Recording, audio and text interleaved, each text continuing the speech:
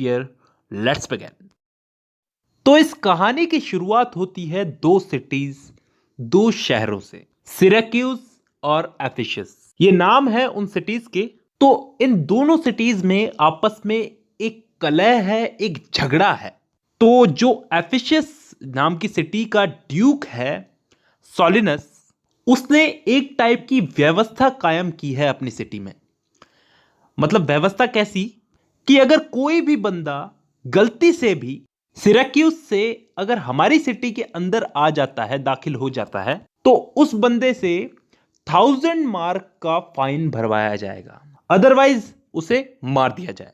तो दोस्तों, इस कहानी की शुरुआत होती है इजियन नाम के एक व्यापारी से, जो कि सिराक्यूज का व्यापारी है और इस सिटी एफिसस में ट्रेवल करता करता दाखिल हो चुका है।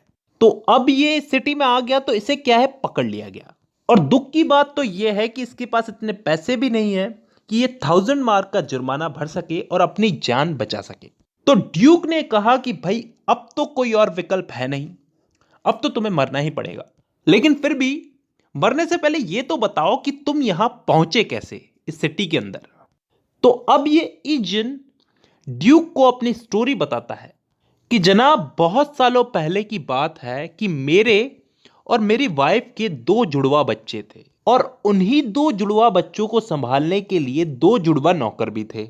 हम सब, हमारी पूरी फैमिली एक शिप में आ रहे थे, तभी एक भयंकर तूफान आया और हमारा शिप जो है वो बर्बाद हो गया।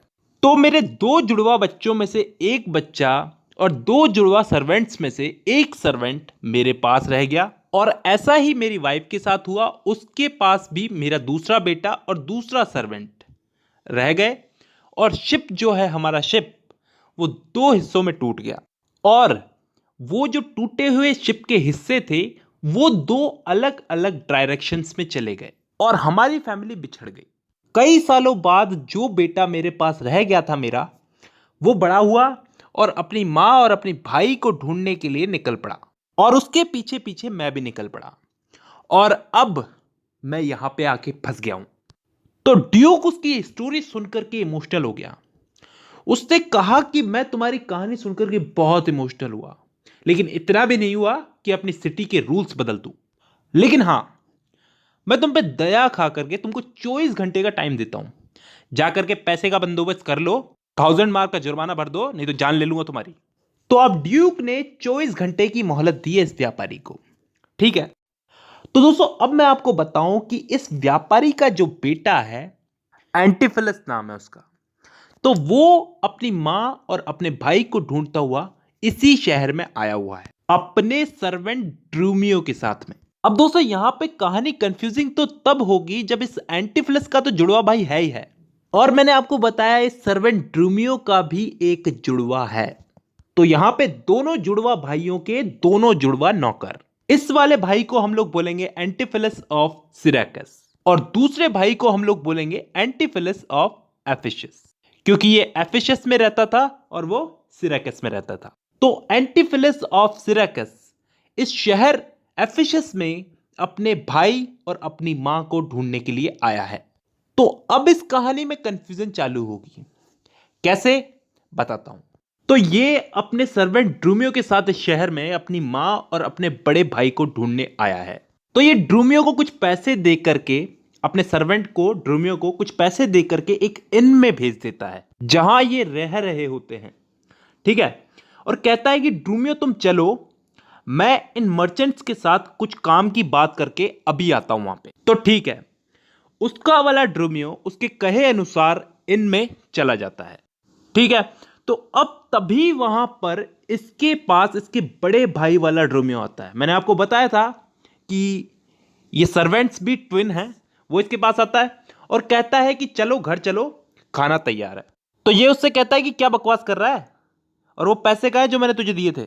तो दोस्तों, ये वो ड्रूमियो नहीं है जिसको इसने पैसे दिए थे, इसने तो अपने वाले ड्रूमियो को पैसे दिए थे। तो ये पूछता है मेरे पैसे कहाँ है जो मैंने तुझे दिए थे अभी। तो वो बोलता है कौन से पैसे। तो ये बोलता है कि मैंने अभी तेरे को इनमें भेजते हुए पैसे दिए थे ना। बोले मुझे नहीं पता। तो एंटीफिलस क्या करता है, इसको ड्रूमियो समझ के बहुत मारता है, अपना वाला ड्रूमियो समझ के बहुत मारता है और कहता है कि तू पागल हो गया है। अब दोस्तों, क्या होता है कि इसके बड़े भाई की वाइफ जो इसका बड़ा भाई है एंटिफिलस का, बड़ा वाला एंटिफिलस, उसकी वाइफ एड्रियाना, वो अपने घर पे बड़ी परेशान है। वो अपनी बहन लूसियाना से कहती है, लूसियाना से बोलती है कि ड्रूमियो अभी तक उसके हस्बैंड को लेकर नहीं आया। तो लूसियाना अपनी बहन को समझाती है, एड्रियाना को, कि दीदी जीजाजी आ जाएंगे, थोड़ा सब्र रखो। तभी वहां पे ड्रूमियो आता है और एड्रियाना से कहता है कि आपके हस्बैंड ने तो आने से मना कर दिया और बोल रहा था कि मेरी कोई पत्नी वत्नी भी नहीं है और मुझे पता नहीं किस पैसे के लिए मारा है, मुझसे पता नहीं कौन से पैसे मांग रहा था, कौन से पैसे इसने मुझे दिए थे जिसके लिए मुझे मारा भी है। अब एड्रियाना गुस्से में पागल कि ये घर खाना खाने क्यों नहीं आ रहा। ये सोचती है कि इसका कहीं बाहर लफड़ा चल रहा है, तभी ये घर में खाना खाने नहीं आ रहा। वहां दूसरी तरफ एंटिफिलस अपने वाले ड्रूमियो के पीछे गलियों में भाग रहा था कि तू अभी क्या बोल रहा था, कौन से पैसे, तुझे याद नहीं मैंने तुझे कौन से पैसे दिए थे। तो उसका वाला ड्रूमियो उससे बोलता है कि तुम क्या बोल रहे हो, मुझे कुछ समझ में नहीं आ रहा, जब से तुमने मुझे इनमें भेजा है तब से तो मैं तुम्हें अब देख रहा हूं। तभी यहां पर ये दोनों बहनें लूसियाना और एड्रियाना इसके पास आकर इससे पूछती है कि तुमने खाना खाने के लिए घर में आने से मना क्यों कर दिया एंटिफिलस से। तो ये उन दोनों को कहता है कि देवियों आप लोग हो कौन, मैं आपको जानता नहीं, आपसे पहले मिला नहीं, आप क्यों खाना खाने के लिए बोल रही हो मुझे। लेकिन ये दोनों बहनें जबरदस्ती इसको खाना खाने के लिए अपने साथ में ले जाती हैं। अब ये सब एड्रियाना के घर में है, खाना खा रहे हैं। ड्रूमियो गेट पे खड़ा हुआ है। ड्रूमियो कौन, इसका वाला ड्रूमियो, ठीक है, ये गेट पे खड़ा हुआ है और निगरानी कर रहा है कि कोई अंदर ना आने पाए, मतलब डिस्टर्ब ना करने पाए खाना खाते हुए इन लोगों को। अब दोस्तों हम लोग चलते हैं बड़े वाले एंटिफिलस के पास में, यानी कि एड्रियाना के हस्बैंड के पास में, यानी कि एंटिफिलस ऑफ एफिशस। तो ये बड़ा वाला एंटिफिलस अपने वाले ड्रूमियो के साथ में एक सुनार एंजेलो के पास में खड़ा हुआ है। इनके साथ में एक मर्चेंट बेल्थेजर भी है।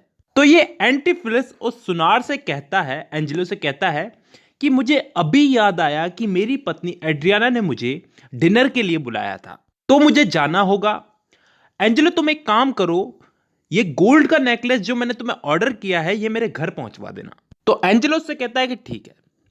अब एंटिफिलस उस मर्चेंट बेल्थेजर से कहता है कि चलो आज मेरे घर में मेरी वाइफ के हाथ का बना हुआ डिनर करेंगे। ठीक है, तो अब ये अपने घर में, अपने घर के दरवाजे के बाहर जाकर के खड़ा होता है और नॉक करता है, बजाता है दरवाजे को। तो मैंने आपको बताया था वहां पे ड्रूमियो निगरानी कर रहा था, तो उसने उन लोगों को एंटर होने से मना कर दिया। उन लोगों को कहा कि तुम अंदर नहीं आ सकते। फिर एंटिफिलस बोले कि भाई मेरा घर है, मैं कैसे नहीं आ सकता अंदर, तुम हो कौन अंदर से जो बोल रहे हो, पहले ये बताओ। तो वो बोलता है अंदर से मैं ड्रूमियो हूं। तो यहां पे इसके साथ जो ड्रूमियो खड़ा रहता है, बड़ा भाई वाला ड्रूमियो, वो कहता है कि ड्रूमियो तो मैं यहां पे खड़ा हुआ हूं, ये कौन सा ड्रूमियो आ गया। तो ये लोग बहुत कोशिश करते हैं उससे गेट खुलवाने की, लेकिन वो नहीं खोलता। तो ये लोग तंग आकर के वहां से चले जाते हैं कहीं और डिनर करने। कॉर्टिजन के पास में ये डिनर करने चले जाते हैं। ये एक महिला है, उसके पास में ये डिनर करने जाते हैं।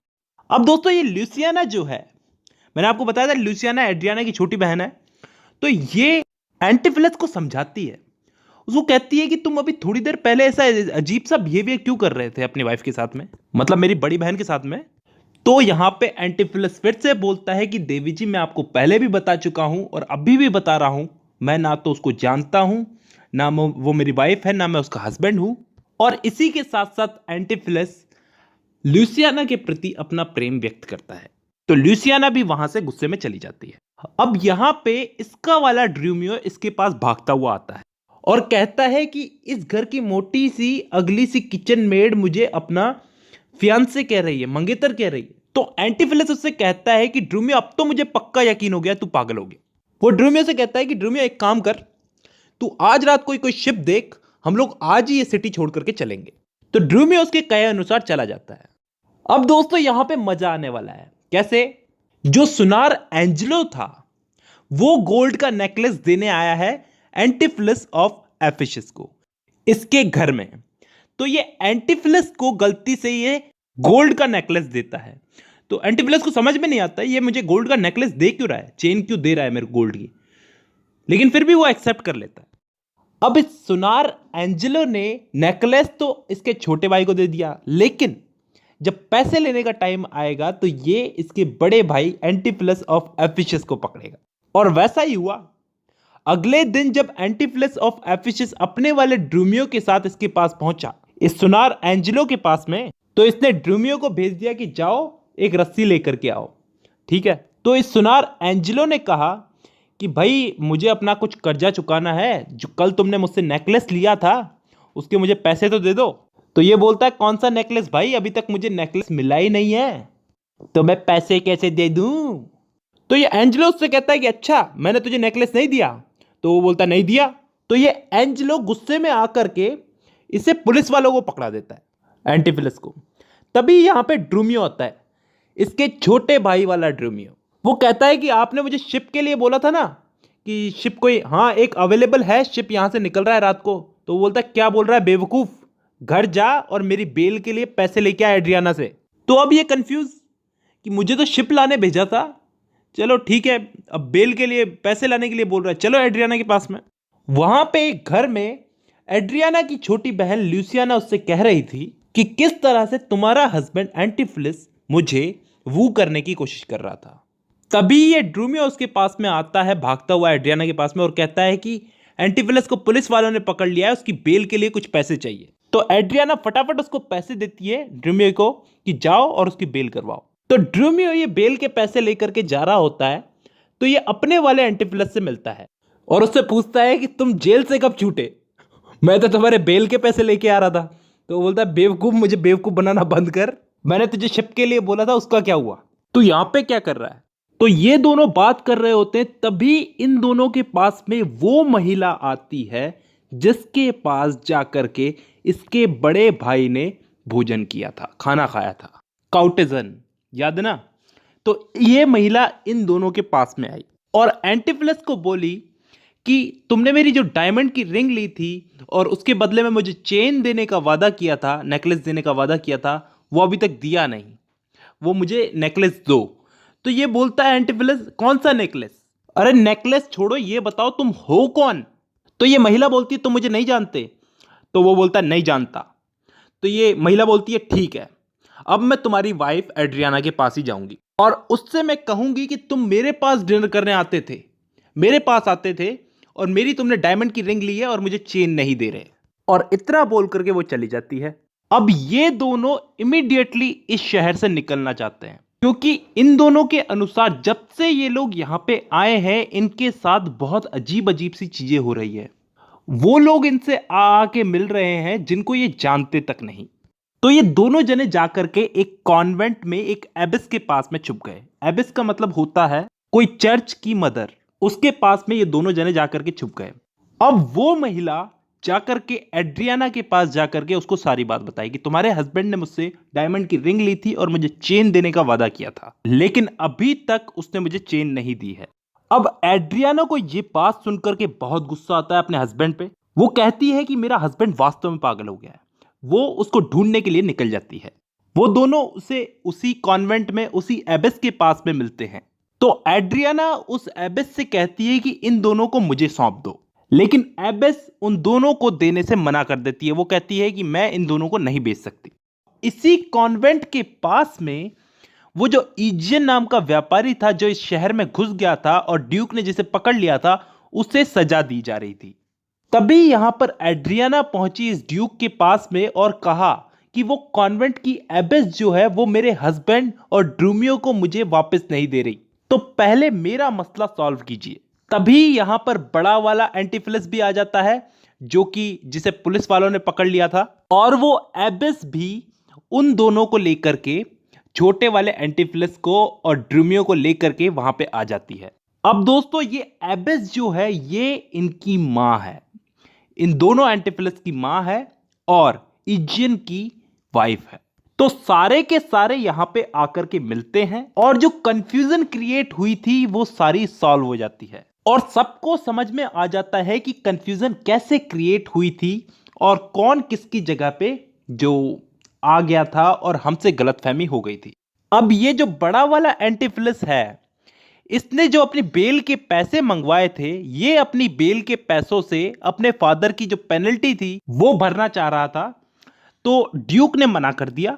ड्यूक ने कहा कि अब मैंने इजियन को माफ कर दिया है और इसी के साथ साथ सब कुछ अच्छा हो गया। एंड में पूरी फैमिली मिल गई। और यहीं पे ही हमारी कहानी खत्म होती है।